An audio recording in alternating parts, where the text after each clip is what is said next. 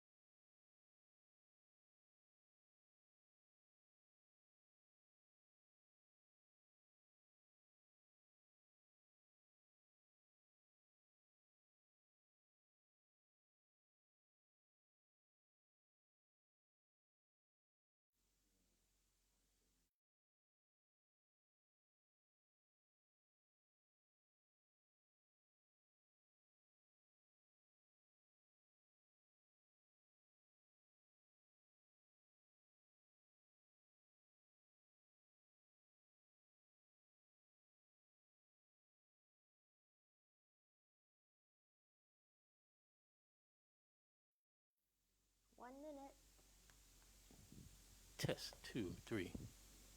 Okay, I'm not getting... Media is so different, isn't it? It's all like electronic now. Like I miss the days when you would like Test, 2, 3, put 4. all your microphones on the podium. Everybody would be standing there Test, asking 2, 3, 4. Right? Yes. We are live. All right. Test, 2, 3, 4. Test, 2, 3, 4. A dive into platform 2.0 with Ginger Cruz. At this moment, we're testing our setup for this stream, so please bear with us. We'll get started shortly. Gentlemen, please check your audios. How are we looking?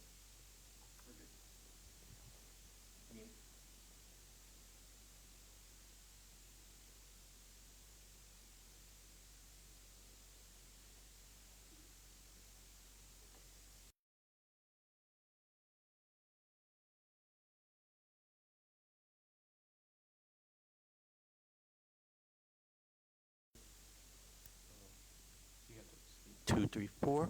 All right. Testing. Can you hear me online? It's interesting. So first of all, let me welcome everybody who is joining us on the live stream on Facebook. I have to tell you, it's a real adjustment for me because, I can remember the days when a news conference really was about everybody bringing their 30 pounds of equipment and their lights and setting up your microphone on the table so that you could get the sound bites and then be able to write up the stories. And so today, to be able to do that on Facebook and to be able to talk to people online is really something novel and new and interesting. But the thing that hasn't changed is the message. And so I am very honored to be here to talk to folks about Platform 2.0. So when we started this campaign back in March, we had an initial look at what the major issues were and how we would address those. And since that time, I have had the honor and the privilege to talk to so many people from so many different walks of life. Whether it's a conversation that I had in a grocery store, or down at Epal Beach Park, or in Arahan at one of the festivals, or at a fiesta, or at someone's home, all of that information has factored into this new release of our platform. I've also been very lucky to be able to talk to government leaders, to business community leaders, and I'm going to continue to do that. There are folks that I've not been able to reach yet, and all of them are certainly on the list, and I hope to, in the coming weeks, be able to reach out to more people to get that input to the platform. But right now, I just wanted to go through the platform, which is available on our website at www.gingercruise.com. And hi, we've got one member of the media, so this is great. Good morning, Hafaday. We're live on Facebook, so feel free to join and ask any questions. You can join up at the table. Yes, absolutely. All right, great. So the first thing I wanted to do is run through some of the essentials of the platform and sort of the main themes of it. So the first theme of our platform really is we need to aim higher and we need to be agents for our own change. I think the thing that we've been missing in Washington, D.C. for the last 6 to 10 years is really that desire to change things, that desire to reach higher. Because there's so many things right now that Guam could be doing better.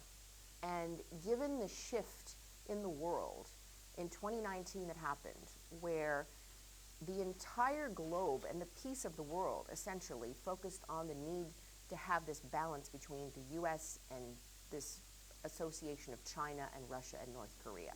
And so there's this shift to the Pacific. And at the center of that shift is Guam.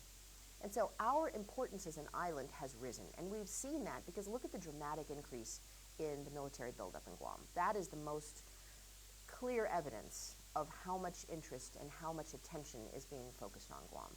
And so in that period of time, we haven't really had a vision in DC for what Guam wants out of all of this. So we are seeing the effects of the buildup. We are seeing the effects of this focus on the Pacific and the importance of the Pacific. and the ties that America is building economically, militarily, diplomatically in this region. And yet Guam doesn't really have a clear idea of the things that it needs to ask for. So that's sort of the focus of the platform that we've put out. And I believe, the first thing is really having that vision. And that vision really shouldn't come just from our representative in DC. It needs to be a collaborative vision. And I believe that the person who sits in that office in DC needs to have regular, scheduled events and meetings that bring together the local leadership from the public and the private sector and develop and keep that vision moving and living. So in the platform, there's a section of it which starts on page 3 on the printed version, where I talk about a commitment to have quarterly meetings. So coming back from Washington, D.C. to Guam, setting a quarterly meeting so that we are able to bring together private sector, public sector, community leadership, and they can have a regular scheduled ability to talk about the things that are most important to the people of Guam, and then to make sure that that is incorporated into the platform. I also believe, and I think this is something novel, but we need to do it. We need to bring the Guam leadership to Washington, D.C. Because it's one thing to have the representative in Congress to carry our message, but I think it becomes even more compelling when we are able to bring the leadership of Guam, representatives from the legislature, the governor, the business community, the Chamber of Commerce, groups that have advocated for things like Robert Celestial, which is advocacy for the downwinders of Guam. We can have events that are scheduled twice a year where we bring together a group from Guam, and then we take that group around to meet with other members of Congress, to meet with the think tanks and the media, and to sort of push this vision for what Guam needs to do. Because if we engage all of the different parts of Guam, our voice becomes louder and more compelling. So those are two, I think, significant parts of the platform that I wanted to highlight.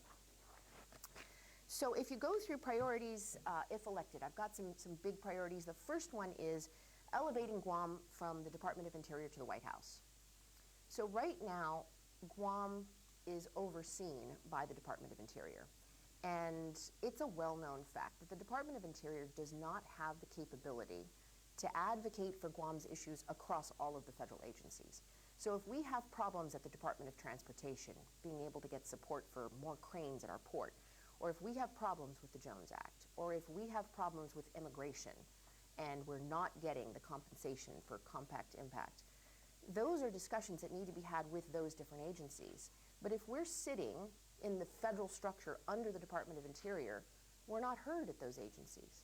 And so I say one of the first things that we need to do is to move Guam from the Department of Interior up to the White House. Now, it's been done. Puerto Rico is actually under the White House, but the other territories are not.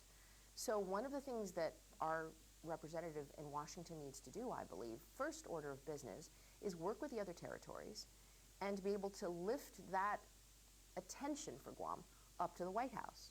Now, we couldn't have probably done this 10 years ago because, the issues on Guam weren't as compelling, and it would have been difficult to make that argument. But today, if you look at the national security strategy of the United States, front and center in that is the importance of America's position as a Pacific power. And America is a Pacific power because it has Guam, it has the CNMI, it has Hawaii. And so the importance of Guam and the things that we're able to do are front and center already for the White House, for the National Security Council. So I think that the timing of this is something that could be achieved. And if we're able to achieve it, it could fundamentally raise the level of attention that Guam is able to get, and we'll be able to have much better support for the issues that are important to the people of Guam, like our cost of living, like, how do we handle the negative impacts of military buildup, all of that. If we're able to raise that level of attention in Washington, I think we'll get a lot better support. The second big key is protecting the people of Guam. And I don't know that we've adequately addressed that at this point. I do not believe that the people of Guam are well served by just saying, oh, we'll let DOD handle it, the Department of Defense. I don't think that is enough, because the people of Guam need to be prepared ourselves. We need to know that in every single war game, the first point of attack for China, for North Korea, is Guam. In every single one of these scenarios, we are now in the middle of building a multi-billion-dollar missile defense system for Guam. And that's not being built because DoD has, nothing better to do with $2 billion. It has to do with the fact that there is a real threat, and we need to deter that threat. And so we, as an island, need to step up and not just parrot what the federal government is asking for. We need to look at ourselves and say, what do we need? So in my platform, I pointed out several things that I think are critically important. The first one is water security. How difficult is it to get water security? It takes about $10 to $15 million to procure temporary mobile desalination units that we could have stored in a safe location so that if anything ever happened to Guam, God forbid there was any kind of an attack that took out the fuel lines. If we don't have fuel, we can't run the pumps that take the water out of the water lens. If we had desalination units and the generators and the fuel to be able to run those, we would be able to have a backup, a safety valve, something that in case of natural or man-made disaster, or in the worst case, some kind of an attack, it would give us that peace of mind that we would have water security for the people of Guam. And it's not a big ask. We also need to look at food security. We also need to look at reorganizing our National Guard. So one of the things that people don't necessarily know is our National Guard today is more organized to support the big national security imperatives, right? So Guam's National Guard right now is serving in the Middle East, for example, protecting national security. And all of that is wonderful, and we need to continue to do that. But at the same time, knowing the threat that Guam is under, we need to actively have the Department of Defense help us to improve the capabilities for the national defense to defend Guam, first and foremost. They need to increase their engineering capability, their disaster recovery capability. Their training needs to be moved to Guam instead of being done overseas. And their focus really needs to be on the defense of Guam first, in addition to their mission to defend the nation, because that is a critical part of what they need to do. So giving that flexibility to the National Guard, dramatically increasing the funding for the National Guard. Why should our National Guard be funded just the same as any other National Guard? Let's say for people in North Dakota or people in Tennessee. They're not facing the same threats that Guam is facing. So we need to advocate for more resources because of the unique threats and dangers that Guam is facing. Unincorporated territory status as an opportunity, not a barrier. So there's 2 points here. Number one, we absolutely as an island need to continue to pursue self-determination and all that goes with it. I absolutely agree with that. But we all know that's not going to be done overnight. It's going to take years. No matter what we do, it's going to take years. And I say we don't wait for that to happen. I say we use unincorporated territory as an opportunity because we can rewrite it. It's just a law. It was a law that was written in Congress that said, here's what Guam's ability to act within the federal system is going to be. We can easily work together, local leadership, national leadership, and come up with amendments and changes that increase our ability to have a say. We don't necessarily need to complete the steps of self-determination in order to change the operating environment that we're currently in. We can do both things simultaneously. We can walk and chew gum at the same time. So that is something that I have in the platform. And then a big topic for me is the Asian prosperity question. So the United States is investing heavily now in initiatives to increase the coordination between the United States and Asia. And I wrote an article about this that was published about 2 weeks ago. And in Washington, we need to have a more aggressive strategy to get Guam into that strategy for building prosperity in the Asian Pacific region. So we talk about that in the platform. There's a lot there to read. I have an approach for how to do it. I call it PACE. I came up with an acronym because acronyms are easy ways for people to understand what we're going to do. So PACE stands for Professionalize, Amend, Collaborate, and Exempt. And I explain how we're going to do that. And then I emphasize we really need to take a whole of Guam approach. We need a delegate in Washington who doesn't just get passed papers from Joint Region Marianas by, people on the inside. We need an actual engagement where local leadership, federal leadership, military leadership, and the private sector all need to have frequent conversations, not just about the problems. We have a lot of conversations about the problems.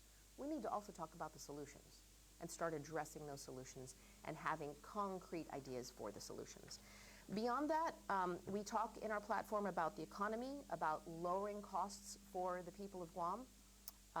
One of the things I note is the one thing that's lowered cost for everybody is the opening of an Asian megastore.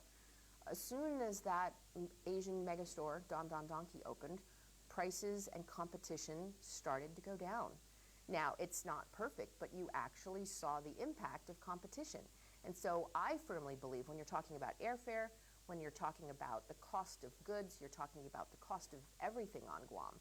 If we can increase competition and look to businesses in the Asia Pacific, we can actually bring down costs for the consumers, which will help. We have a question online. Okay. Serena, if you don't mind, Ms. Cruz. Sure. Serena Tahaji is asking, how do you approach putting power lines underground? Is there a way that you, through the office of the delegate, can you facilitate something like that, or at least open discussions, I suppose? He wants to know, or she wants to know, is there a way that we can ensure that there are less hardships after typhoons and other natural disasters? At least something that the delegate office can do. Thank you for the question. Absolutely. So hardening Guam's power is something that I was actually working on as an industry individual, just as a policy advocate on Guam. So there's a huge push in Washington right now for something called infrastructure resilience. And infrastructure resiliency is actually funded out of the Department of Defense. So there's a lot of different ways we can attack that. But first of all is just the encouragement. I think Guam Power Authority and the Commission on Utilities are actually moving forward and getting congressional support behind them, getting the government of Guam's support actively behind them to push for FEMA to find multi-year funding to put our power underground makes sense, not only for the people of Guam, but also from a national security perspective. It's something that just makes sense and needs to be done. So I think increasing that pressure, keeping that constant voice from all of the different parties on Guam, I believe we're already on a path. You're already seeing DOD start to fund portions of it. And if we can get FEMA to also fund other portions of it, we could be able to actually get the amount of resources needed to put those power lines underground, which would help us for 100 years. I mean, the new cables that they have are waterproof, they last longer, you don't have to pay to trim all of the bushes back, they're so much safer. So it would be great for the people of Guam. And so we just need to continue that effort to put the power underground. But that is a very good question. So in addition to that, let me just run through also, we've got maritime strategy. So people ask about the Jones Act a lot. And I think that there is a need to really explain to people all of the different pieces behind the Jones Act, because a lot of folks don't know that we actually have non-Jones Act shipping that supports Guam right now. So there are ways for people to get goods and services to Guam without having to use Jones Act ships. But at the same time, we could also use the Jones Act to provide services on Guam, dry dock facilities, ship repair facilities, because we are American soil, and we could actually leverage it to our benefit to expand industries so that we could make money on Guam because we are part of America and Asia. But the big piece is there is a congressional effort underway right now by Senator Kelly, Senator Rubio, Representative Garamendi, and Representative Waltz. And it is going to be one of the most major rewrites of maritime strategy in American history. And I believe that by Guam being a part of the conversation and Guam having a seat at that table and putting together a think tank, getting our shipping companies, the businesses that use them, and our government leaders to put together what the priorities are for Guam, and including that in a rewrite of the National Maritime Strategy, is the best way to address all those issues that make shipping to Guam so expensive. So that is a big part of it. I talk about housing. This has been a big issue. I know that the former delegate, Robert Underwood, whose opinion on this is very important. And he said housing is a really huge issue, and what are our congressional delegates going to do about it? So there is an actual effort that happened in 2012 by the late Senator Ben Pangilinan. He pointed to a provision of the law where the military actually uses the private sector to expand housing, and to use that not only for the military and the contractors, but there's a waterfall provision that allows them to say if a community outside of a base is impacted, that they can also use this provision of the law to be able to expand local construction of housing. And I believe that the late Speaker Pangilinan was absolutely on the right track. So we need to re-energize that look. We need to have a delegate who in Washington can take a re-look at that provision, and if it needs to be updated for the challenges that are being faced by the military and the challenges that we're having on Guam, being able to build enough affordable housing for people, I think if we can re-look at that and update that law to be able to address that, I think that is a good first step. We've got a workforce of the 21st century part of our platform where I talk about the need to create an AI core. Again, there's a lot of detail that goes into that, but again, it's private sector, it's the federal government, it's getting the Department of Defense, who is very interested in this. They're sending a team actually out to Guam from the Defense Industrial Base Organization along with representatives of Oak Ridge National Labs. And they're going to be looking at supporting efforts already on Guam. GCC is doing amazing work. The University of Guam is doing amazing work. But it's limited by how much resources we have and how far we can push it. And one of the big problems that we have, if we train all of these people to do all these great things, if the jobs are not there, if we don't have high-paying jobs with good industries, we're going to train folks, and if they can't find a job, they're going to leave Guam. They're going to go to California or Texas or somewhere else, or Hawaii, to do that job. And you know what? I don't blame them, because they need to look out for their families. So we need to do two things simultaneously on Guam. Not only create that workforce capacity and train people, but at the end, we also have to have those good paying jobs. And that's what we need to work with the private sector, diversification, additive industries for the Defense Department, and then sort of that Asian connection to Guam. Because if we have jobs available for people on Guam, good paying jobs, then that training makes sense. Then we can start a path where it goes straight from career into a good paying job, and we can bring back the ship repair facility, which we really need to do.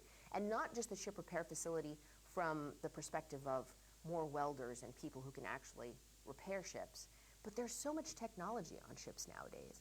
So for all those people out there, the gamers, the young groups who are so good at computers and who know all of this technology on their phones, they can take those skill sets and actually be part of the new defense work that's being done using AI, using technology, using computers. So that's in the platform as well. We talk about hub and spoke economic expansion. We've got the Secure Guam segments that I talked about earlier. And then we tap all of the critical issues.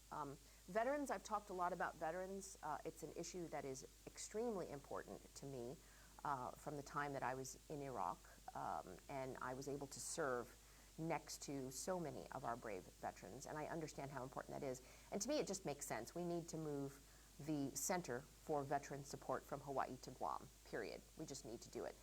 I lay out the ways that I believe it can be done, but it just needs to be done. Environment, I wanted to talk about that really briefly, because when it comes to the environment, I think we're aiming too low on the environment. Brown tree snakes have basically taken away the native birds of Guam.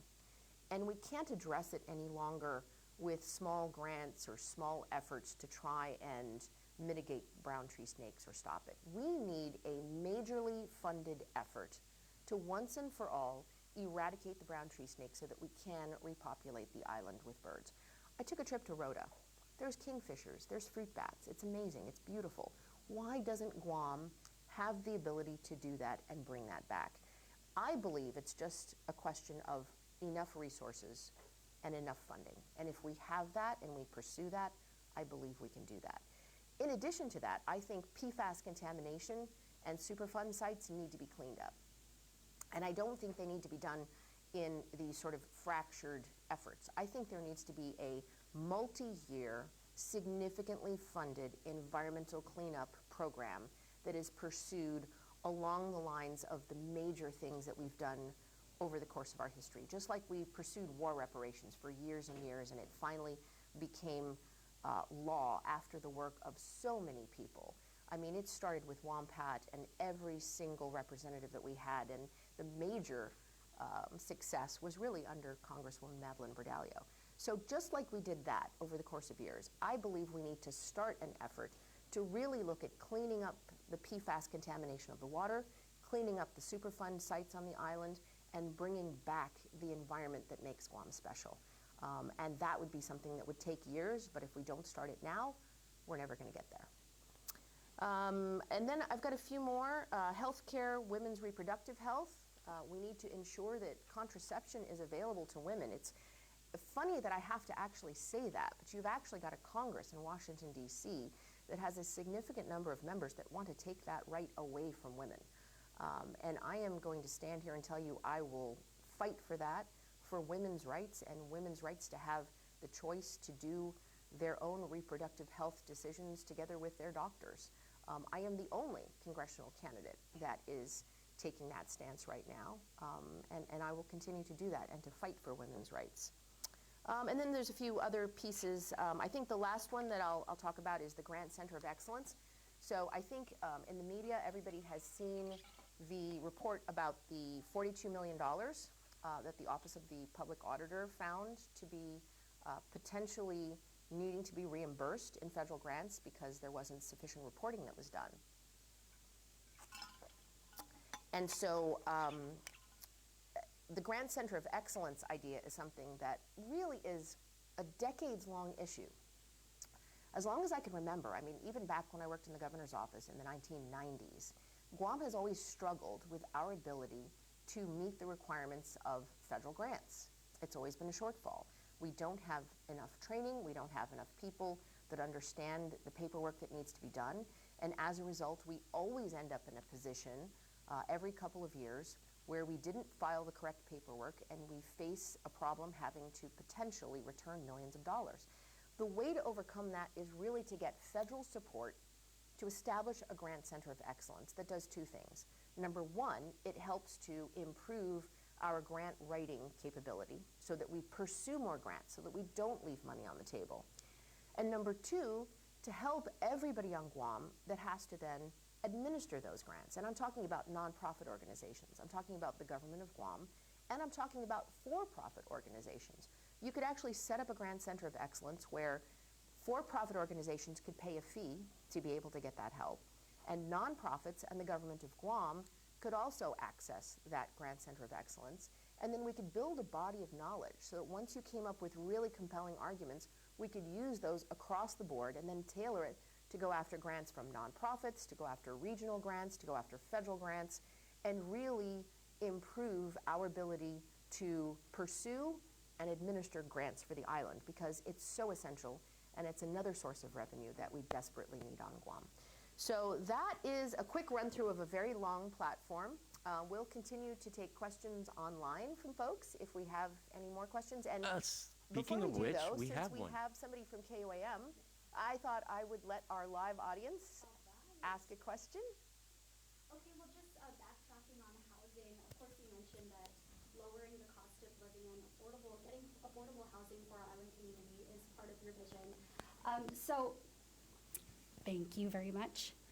So your opponent, Mike Sinicola, says he has a three-pronged approach to address the cost of living and housing affordability on Guam, which includes engaging in Federal Reserve and establishing native housing programs.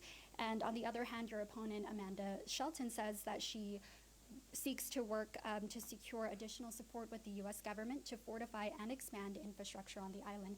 So how do your plans to see your vision through differ from theirs, and how will you execute your vision more specifically? Well, thank you for the question. So we have a very specific issue. So there is right now a need to bring in more private sector money to build housing. It's less a question of the pieces that go around it. You have to be very, very specific. So why don't we have enough housing on island to be able to meet the demands that the military is placing on us. So the first thing we need to do is we need to increase the amount of affordable housing that is available in the private sector, right? There's a lot of pieces that go into that.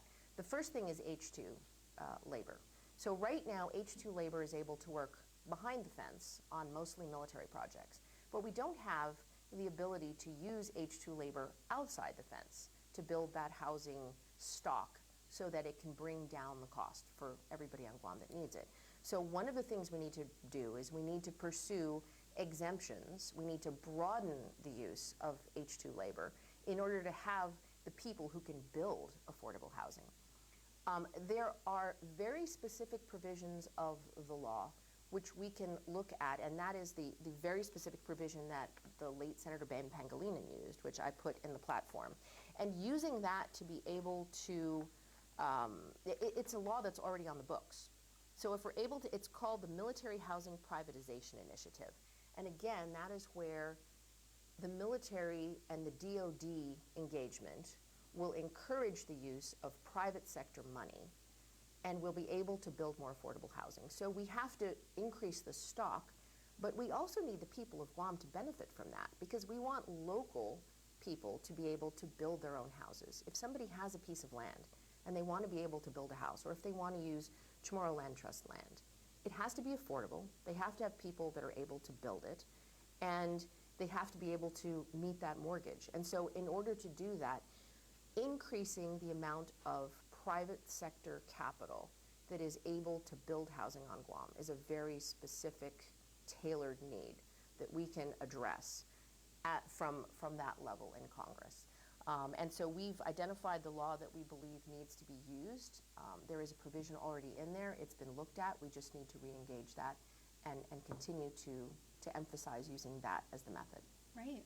And just to follow up, you also mentioned that we need to change the way that we are seen in Washington, D.C., seen and heard. So can you expand on that, and why is that so important to getting the work done for the people of Guam? Thank you, Destiny. So really, I believe that Guam's issues could be addressed at a higher level, at a cross-cutting level. But right now, let's just say, let me take it down to an example. We're trying to get more gantry cranes at the port, and we need that. And that would be more jobs. It would increase the ability for us to be a transshipment point. It would bring economic activity to Guam, right? We have a federal grant to be able to do it, but the grant is not enough money because we fall under this provision called the Buy America provision. And when you have to buy American steel or you have to buy American components, the cost then exceeds how much federal money we were given to do the cranes. It's very complicated. If you want to simplify it, essentially, because of federal policies, we're not able to do it. And so they have been struggling for 5 years, going to Washington, D.C., meeting with all of these different agencies, but they're meeting at the operational level, right? So they're meeting this person at this agency, or they're meeting this person at that agency. And then somebody writes a letter to the President of the United States, or somebody way up at the top, and goes, we need to fix this. What do you think happens to that letter? That letter sits on somebody's desk. They don't know who to hand it to. They're not going to go send it to Interior, because Interior is not in charge of gantry cranes. That's the Department of Transportation. And so it gets lost in the system. And so basically we are victims of a system that doesn't recognize territorial needs. The entire federal system is made for states. States have a clear way of saying, here's what we need to do, here's who we talk to, here's how we get it done. In Guam's case, we have no direct ability to get to the leadership in these federal agencies, and no one overseeing what needs to happen. So Puerto Rico has done some amazing things. When they pulled out from Interior and they went up to the White House, all of a sudden they were able to get Commerce to give them all of these new regulations and go after economic development initiatives and do all of these different things, right?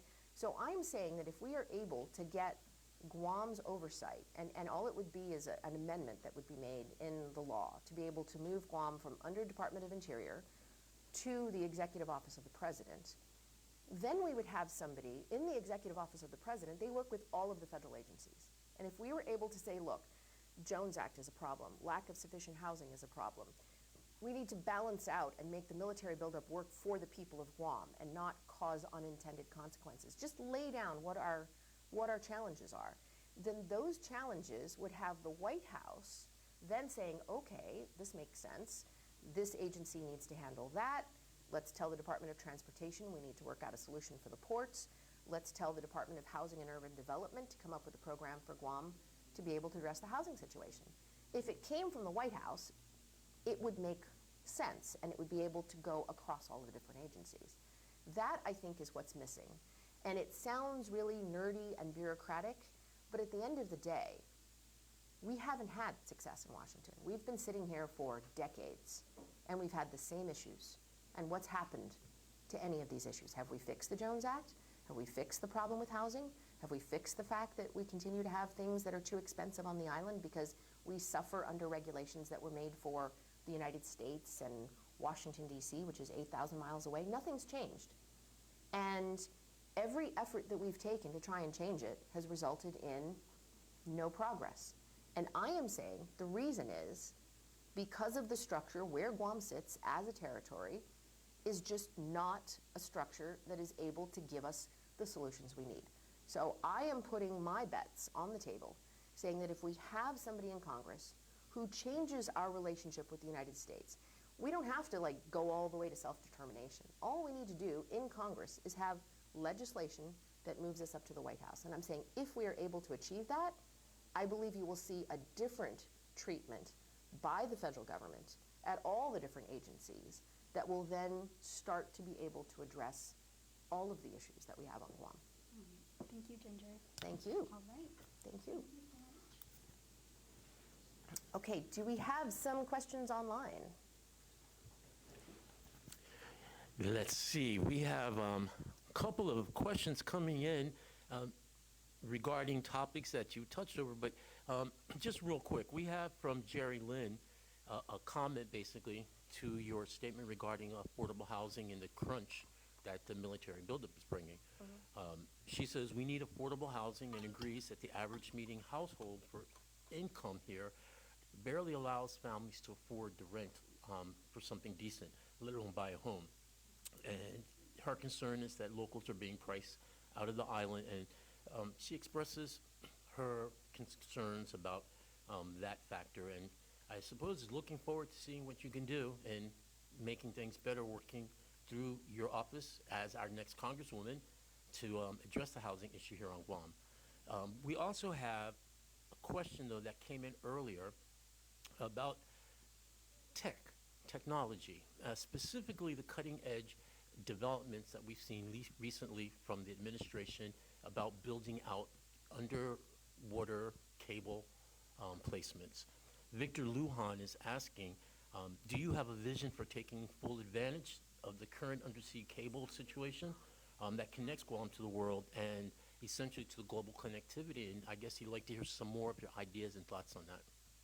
Absolutely. I think there are so many opportunities right now on Guam that we need to be better prepared for. So the underwater cables that come through Guam are such an incredible asset, and if we have more federal support to build out an industry that revolves around that underwater cable, we are going to be so much better off. So there is something that's happening in the world right now, right? And they're calling it the Digital Jones Act. So let me explain what that means. As the United States recognizes that communications that goes through China is compromised, because in a world where we've got this competition with China, we are now worried that if your communications gets routed through Hong Kong, somebody's going to spy on it, listen to it before it gets routed back. And so what's happening is there is this rush now to build up the underwater cables and the communications infrastructure that does not touch China, that basically connects us to Asia, but rather hubs out of places that are U.S. soil. So what is the one place where underwater cables come in and out and it's U.S. soil? That is Guam. So Google is now looking at Guam being a major data center and hub, right? But we need to leverage that and turn that into economic advantage for the people of Guam. It's not just we're a piece on a chessboard and these underwater cables land here and then move on. We need to build jobs. We need to have capability on Guam. We need to train our people to not only run these data centers, to run AI, to run these things out of Guam, but we also need to look at how do we become a hub for the United States into Asia.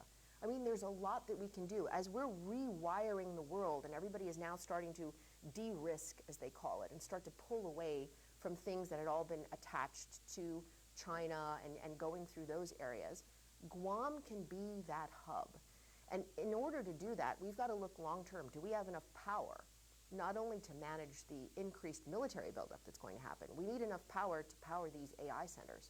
I mean, if you look at the media, you'll see that everywhere they sent up an AI center, it takes up to 25% of your power. So our Guam Power Authority and our Utilities Commission need to think long-term. How do we prepare? How do we build the workforce? How do we build the infrastructure and make sure that Guam can be economically benefiting with high-paying jobs and more capacity to be able to take advantage of this shift to AI, which is happening so fast.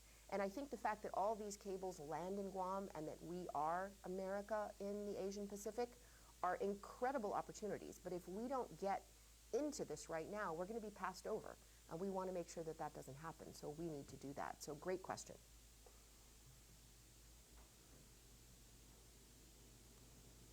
Okay, that's a great answer. And I guess you're really exciting people out here because we're getting questions left and right. We have another comment from some of our media partners. Paulie Suba from The Wave is asking, Kennedy Cruz, you said there are ways for people to get goods and services to Guam without having to use the Jones Act ships. Can you elaborate what that process is, and is this happening now?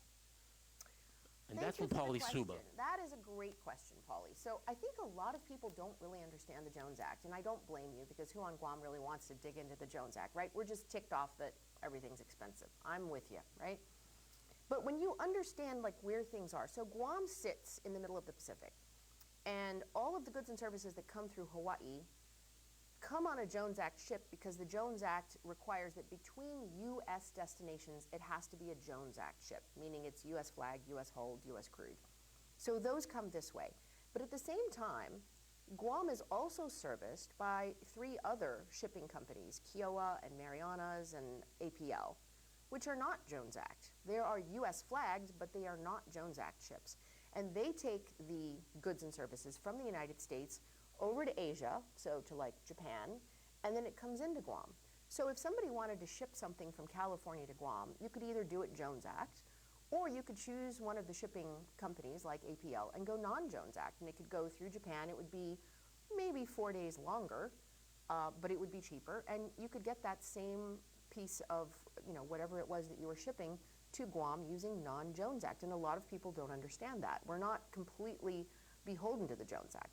The Jones Act has some actual good provisions to it, because one of the problems we have on Guam is we don't have enough demand, right? It would be lovely if we could just get all sorts of ships bringing all sorts of goods and services to Guam, but think about it, there's only 170,000 of us. Think about how much stuff goes on a ship. It just doesn't make economical sense to send a bunch of ships out here. So you've got to have enough demand, right? So that's why one of the things I think is really important is to look at how we can make Guam a hub to be able to support the greater Pacific. Because if we're able to then get companies in the Asia Pacific and places in the United States to ship things to Guam, and then Guam becomes a transshipment hub and uses smaller ships to get it out to the rest of the Pacific, then the overall demand, the overall amount of food and water and cars and construction material that we're going to be bringing to Guam would increase.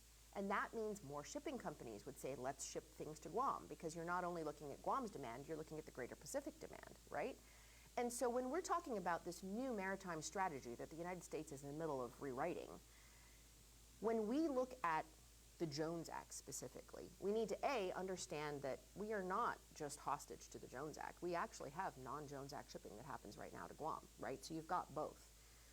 But if we were able to make Guam a hub to transship to the rest of the Pacific, you would increase the volume, you could bring down the cost because then you would have more options, more competition, more shipping revenue, more shipping availability.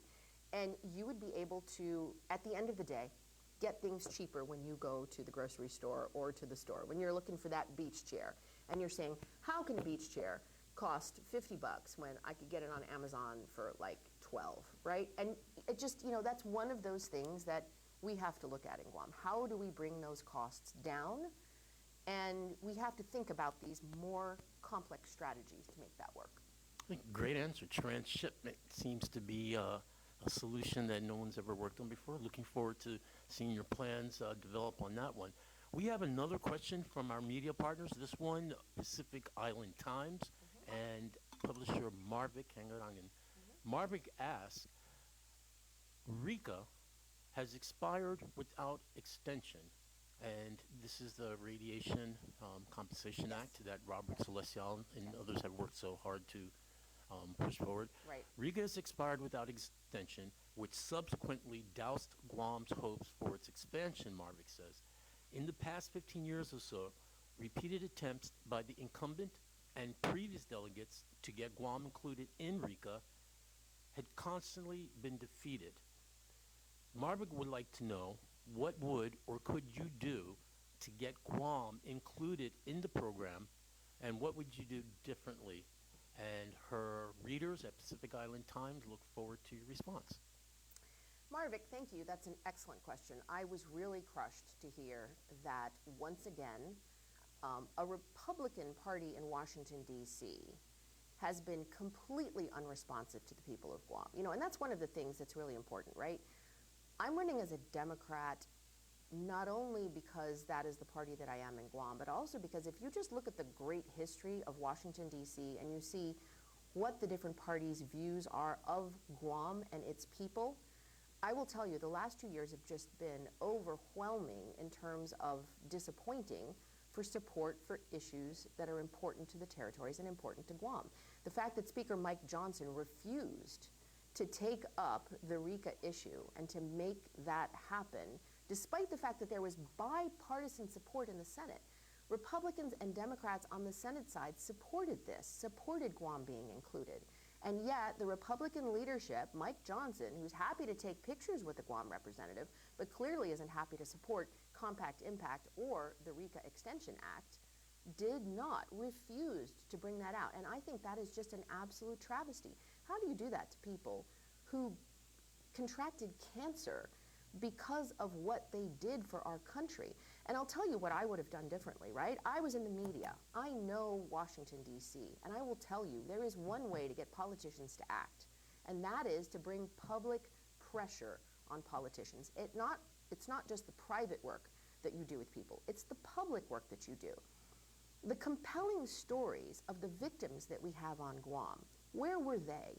They needed to be out there. We should have somebody in Washington who not only has that voice, who not only gets on the floor of the House, like Josh Hawley did in the Senate, and tell the stories of the survivors and of the people whose lives have been impacted forever, and the sacrifices that they made during all those years when nuclear testing was going on. And now we know for absolute sure there's so many pieces of legislation that are recognizing those sacrifices. And before these people pass away, I mean, they're all getting older by the day and suffering even more. That is something that we need to raise the attention of Washington, and not just in, a tentatively worded statement like, we really wish that you would continue that. No, there needs to be passion behind it. You need to get those survivors on camera and talking to people. You need to raise the level of public knowledge, ring the bells in the media, and tell those stories, because when that becomes a huge human issue and people see how cold-hearted the Congress is by not recognizing those sacrifices and that suffering, I think you will actually be able to push it forward.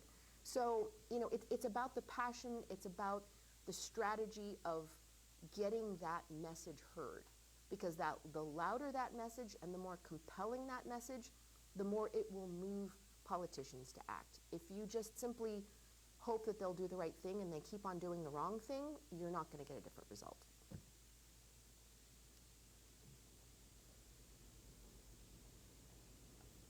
Do we have another question? Okay, we're looking here. Sorry about that. I was just like so wrapped up in what you were saying there. We have a few comments and questions, but one person is asking us repeatedly, what do you feel are the two most important federal issues? And I know you have about 15 minutes left before our 1 hour mark. Do you Okay. think you can squeeze it in there and, Sure. and wrap us up with a zinger? I'm looking forward to doing this again soon, but that question again comes from our friends in Iran. Mary, what are the two top issues you want to address when you go to DC? Again, the two issues are lives and livelihoods, right? Number one, we need to protect our lives. We need to be prepared.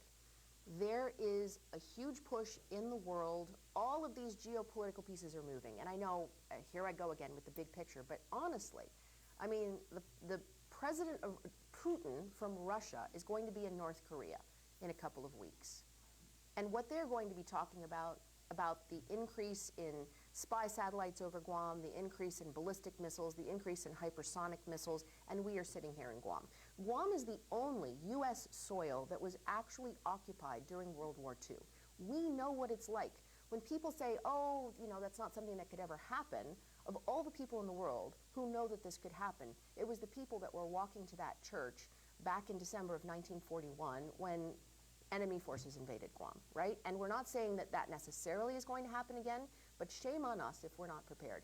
So I think the most important thing that we need to do is we need to have much more active discussion about the solutions that we need on Guam. We need a Washington representative that actively works with all of the different agencies on Guam, that increases the capability and the readiness of our National Guard, that increases the capability and readiness of our Homeland Security and our civil defense, that engages everybody on Guam so that we today have a communications plan, we understand what the threats are, we feel more comfortable because we have water security, we have an idea for food security, we know what would happen. I know it's an unpleasant conversation, but you don't want to be having the conversation after something terrible happens. And all it takes is one little mistake between a Chinese ship in the shoals off of the Philippines to trigger a war.